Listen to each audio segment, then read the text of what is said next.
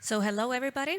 I'm really glad to be here, and with this presentation, I'll try to give you an overview of the infrastructure, and then when we have this one-on-one interview, then I will be happy to answer to all of your questions from Slido as well. Now, to understand Estonia's digital journey and how we became a country that is considered one of the most digital ones in the world, we need to jump back in history just a little bit. Probably all of you are aware what happened in Estonia's region, other Eastern European countries in the 90s. When we regained our independence in 1991, we, like many other post-Soviet countries, were in front of a challenge. We had to rebuild the country from scratch, starting from our currency and documents and finishing with our legislation.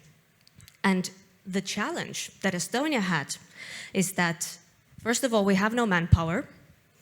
I think Slovakia has 5 times as much as we do.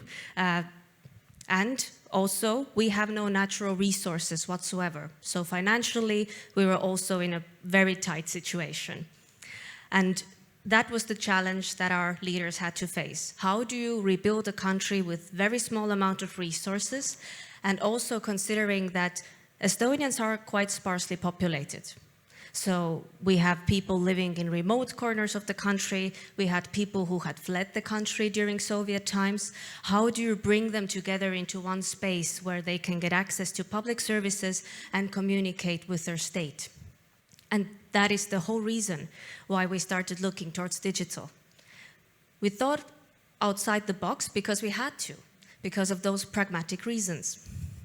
And today, we have actually managed to digitalize every single public service that we have. Just last December, so a year ago, we digitalized the last one that was just analog, which is divorce. So today, technically, you are able to divorce through a screen. And just to look at the general timeline, some of the things that you see here are just exciting programs, e-residency program and having an AI strategy on a national level. But I would like to bring your attention to those two in the 2000s, the ID card and the X-Road, because they actually are the cornerstones of Digital Estonia. Those are the two things that created the whole infrastructure that in the future would connect everything. And every other service came after that. Now, electronic ID, this is something I don't have to explain a lot because you also have a digital ID. There has been, I heard from previous panel that you have a mobile version of this as well. We also have a state app where you can show your ID card and your passport. But one thing that Estonia did is that when we introduced this ID card in 2002, it was made mandatory for everybody. This was to create an even playing field for every single citizen because it's a question of accessibility. And this is something we did differently from some of the Nordic countries. If I'm being completely honest, we almost copy-pasted this from Finland. But the difference between Estonia and Finland is that Finnish left it voluntary. And today they're still in front of a situation where some people are using online bank identities to take a roundabout way to their public services, and we try to avoid it. So we created this card with the goal that it would be connected to everything in the future. Every single service would be connected to this. And today there are also mobile alternatives to this because people are constantly on the go, doing things on their phone. So we have a physical card, but also SIM card-based mobile ID and a smart ID, which is just an app-based solution. And all of them are protected with PIN codes. Those are your biggest secrets. This is constantly reminded to people that you don't share your PIN codes to anyone. And just a few examples of how this eID is connected to everything. So we get our medical prescriptions when we present this card at the pharmacy. It allows us to travel in the Schengen area, so some people don't even own a passport.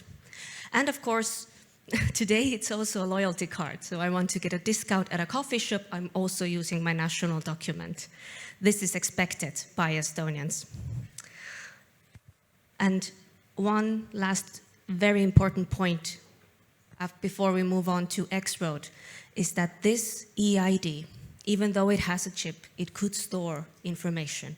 It's not doing so, and for a reason, for security's sake. So we are using our electronic ID to get access to our information, give someone else access to our information, and that is why it's considered like a gateway or a tool of consent. The data itself is kept in a very decentralized way. So every single piece of information is kept in different databases around the system. Some of it is kept by public registries, a lot of it is kept by private companies. And imagine a layer of thousands of databases, and then like a huge data intersection built on top of this. That is what X-Road is. So X-Road is the infrastructure to exchange information between parties that have a right to see this. And this is how, for example, when we declare our taxes, we log in with our eID, we give the tax board permission to use X-Road and pre-fill the form for us, and then we confirm it with our eID. So this is how we have built an interoperability layer that connects every single sector. It connects healthcare to public databases, to transport, to private companies, and so on and so on. And to finish off, I just wanted to share this.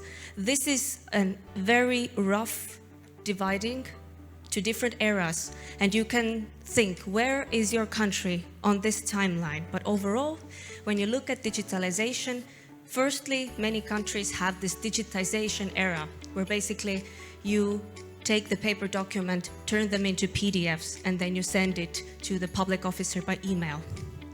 Now, let's go to digital transformation era. This is where you don't have the bureaucrat in between, but the person inserts the information straight into the system. So it already starts manipulating the way the public sector works.